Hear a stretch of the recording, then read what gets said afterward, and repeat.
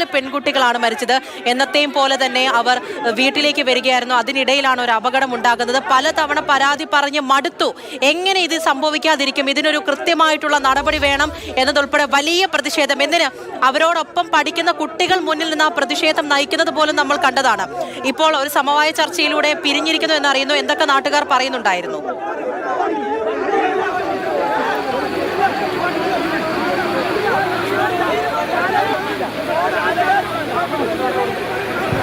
അതായത് നാളെ കളക്ടറുടെ നേതൃത്വത്തിൽ ഒരു ചർച്ച നടക്കും. ആ ചർച്ചയിൽ ഇത് സംബന്ധിച്ച് ഇവിടുത്തെ അശാസ്ത്രീയമായ കാര്യങ്ങൾ, റോഡിൻ്റെ ഏതെങ്കിലും തരത്തിലുള്ള അശാസ്ത്രീയത എന്താണോ അത് പരിഹരിക്കുക. അതായത് ഇത് പറയുന്ന പ്രധാനമായും ഇവിടെ വലിയ മിനുസമാണ്. ഒരു ചെറിയ മഴ പെയ്താൽ തന്നെ വാഹനങ്ങൾ നിരങ്ങി നീങ്ങി അപകടം ഉണ്ടാകുന്ന സ്ഥിതിയുണ്ട്. അങ്ങനെ ആണ് ഈ അപകടം സംഭവിച്ചത്. ഇതൊരു നിരന്തരമായിട്ടുള്ള ആവശ്യമാണ് ഈ പ്രദേശവാസികളുടെ. അപ്പോൾ അത് പലപ്പോഴും അപകടങ്ങൾ ഉണ്ടാകുമ്പോൾ ഒരു പരിഹരിക്കാമെന്ന് ഉറപ്പ് നൽകുന്നു. പക്ഷേ അതിലൊരു ഉറപ്പ് ലഭിക്കുന്നില്ല എന്നുള്ളതാണ്. ഇപ്പോൾ നാളെ കളക്ടറുടെ നേതൃത്വത്തിൽ ചർച്ചയുണ്ടെന്നാണ് പറയുന്നത്. അപ്പോൾ ഇത് എന്തൊക്കെ പരിഹാരങ്ങളാണ് നിങ്ങൾ ആവശ്യപ്പെടുന്നത്? കളക്ടർ ഇവിടെ റോഡിൽ നടുവിൽ റൺവേ ഇത് റെഡിയാക്കി തരണം. അങ്ങനെയാണെങ്കിൽ നമുക്ക് വണ്ടികൾ ആ സൈഡിന് പോവും, ഈ വണ്ടികൾ ഈ സൈഡിന് പോവും. ഒരു ഇതുണ്ടാവും. ഡിവൈഡർ ഇല്ല ഇവിടെ, ഇല്ല. മഴ പെയ്താൽ ഡിവൈഡർ ഇല്ല ഇവിടെ. ഇവിടെ ഡെയിലി അപകടം നടക്കുന്ന സ്ഥലമാണ്.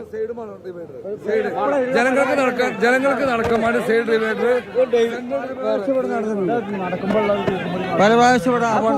ഇന്ന് കഴിഞ്ഞു. നാളെ ഈ 4 കുട്ടികൾ മരിച്ചതിന്റെ അപ്പുറം ആരും ഉണ്ടാവില്ല. ഒരു മുഖ്യമന്ത്രി ഇല്ല, ആരും ഇല്ല. ഇതില് റോഡിന്റെ കൺസ്ട്രക്ഷന്റെ വ്യത്യാസമാണിത്. കണ്ടോ, അങ്ങോട്ട് ചേഞ്ചാ നിൽക്കും. നോക്ക് നിങ്ങള്.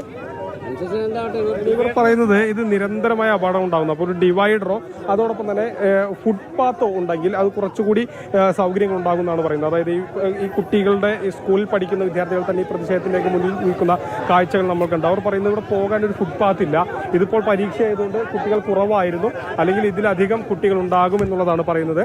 ഏതായാലും ആ ഒരു സാഹചര്യം നിലവിലുണ്ട്. ഇപ്പോൾ ഈ സ്ഥലത്തേക്ക് പൂർണ്ണമായും ലോറി ഇടിച്ച് തകർന്ന് വീഴുന്ന ഒരു സ്ഥിതിയാണ് ഉണ്ടായത്. അത് നമ്മൾ കണ്ടതുമാണ്, നേരത്തെ ദൃശ്യങ്ങൾ കണ്ടതുമാണ്. അത്തരത്തിൽ പൊളിഞ്ഞ് പൂർണ്ണമായും ഈ ഭാഗങ്ങൾ നശിക്കുന്ന നിലയിലേക്ക് വന്നു. ഇപ്പോൾ ലോറി മാറ്റിയിട്ടുണ്ട്. ഈ വീട്ടുകാർ ഇവിടെ നിൽക്കുന്നുണ്ട്. നമുക്ക് അവരോട് കൂടി ഒരു പ്രതികരണം തേടാൻ കഴിയുമെന്ന് നമ്മൾ പ്രതീക്ഷിക്കുന്നു. എന്താണ് ഉണ്ടായത്? കണ്ടോ, ഇവിടെ വലിയ ഗുരുതര പരിക്കുകളൊന്നുമില്ല. ക്ലീനറുടെ കാലിൽ ഫ്രാക്ചർ ഉണ്ടെന്ന് ഡൗട്ടുണ്ട്. എക്സ്റേ എടുത്ത് ഡോക്ടേഴ്സ് നോക്കുന്നുണ്ട്. പിന്നെ ഒരു കുട്ടിയാണ് ഇവിടെ കൊണ്ടുവന്നത്. അവർ ഇവിടെ വന്നപ്പോൾ ബ്രോഡഡ് ആയിരുന്നു. അവരെ ഇപ്പോൾ പാലക്കാട് ഗവൺമെൻറ് മെഡിക്കൽ കോളേജിലേക്ക് മാറ്റിയിട്ടുണ്ട്. ബോഡി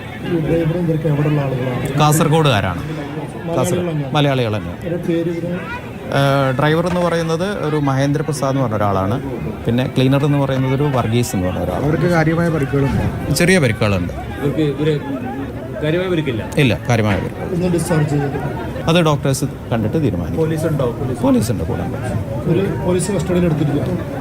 പോലീസ് അവരോട് ചോദിക്കുന്നുണ്ട് കാര്യങ്ങൾ ഡീറ്റെയിൽ ആയിട്ട്. അവർ പോലീസ് നോക്കുന്നുണ്ട്. Okay, thank you. Mother care ഹോസ്പിറ്റലിൽ നിന്നുള്ള പ്രതികരണമാണ് എന്ന് മനസ്സിലാക്കുന്നു.